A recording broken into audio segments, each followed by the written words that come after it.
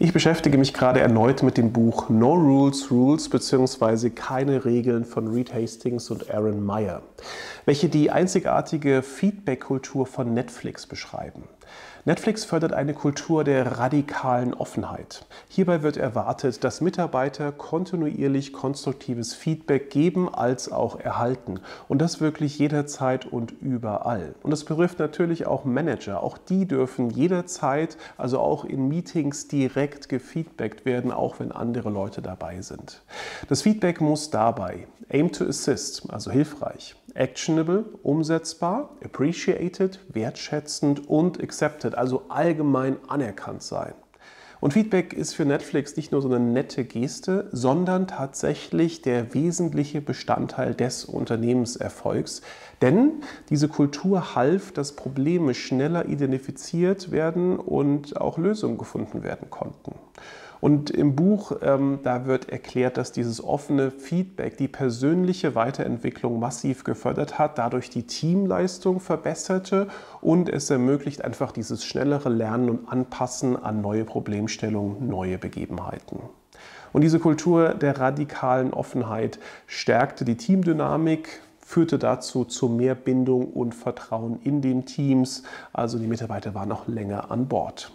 Und zudem entstand dadurch mehr Raum für Kreativität und Innovation. Einfach weil eine Umgebung gefördert wurde, in der jede Idee diskutiert werden durfte und dadurch kamen einfach mehr Ideen hervor und es waren auch unterm Strich mehr gute Ideen dabei, ganz offensichtlich, und deswegen wurden auch mehr umgesetzt. Und wie in all diesen Büchern ist auch dieses eine absolute Heldengeschichte oder gar eine Sammlung von mehreren Heldengeschichten. Dabei ist aber die Implementierung eine echte Herausforderung. Denn gerade in der heutigen Zeit, wo doch jeder seine Individualität voll ausleben möchte und dabei bitte auch nicht gestört werden möchte, ist es für einige verdammt schwer, Feedback zu geben. Man möchte ja niemand beleidigen. Ja, und ich hole mir jetzt durch das Lesen des Buchs erneut Energie, denn ich möchte das Thema jetzt ernst nehmen und in meine Organisation nachhaltig implementieren. Denn meiner Meinung nach stehen wir hier in einigen Bereichen noch eher am Anfang und noch gar nicht so gut da, wie ich das persönlich gerne hätte. Und sichtbar wird das gerade in Räumen, wo wir uns Feedback wirklich hart wünschen. Und was ich damit meine, das sind beispielsweise Peer-Retros, also ein Prozess, den wir zum Beispiel in der Probezeit durchführen, aber auch immer dann, wenn man sich weiterentwickeln möchte, dann führen wir eine Peer-Retro durch. Das bedeutet, dass alle Menschen, mit denen man selbst zusammenarbeitet, dazu aufgerufen werden, Feedback abzugeben. Wir haben diesen Prozess normiert, da gibt es einige Standardfragen, wo man eben Antworten zu geben kann und dieses Feedback wird dann in einem gemeinsamen Termin vorgetragen und diskutiert und man gibt das einfach der Person mit auf dem Weg, damit sie sich persönlich weiterentwickeln kann und bestenfalls durch die Probezeit kommt oder eben den nächsten Karriereschritt machen kann. Und in diesen Runden, in diesen Peer-Retro-Prozessen, da wird einfach teilweise nur sehr positives Feedback gegeben.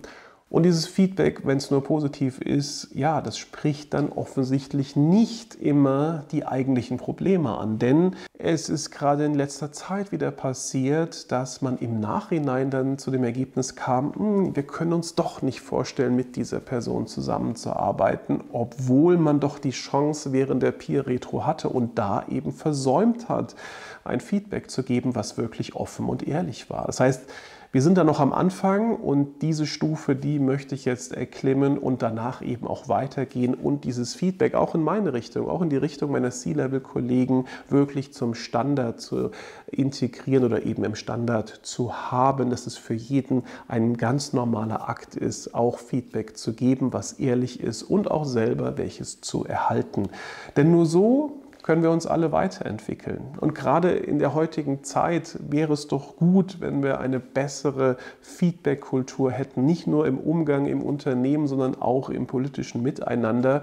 Da wäre es doch toll, wenn man konstruktives Feedback zulässt und das auch nutzt, um damit was anzufangen.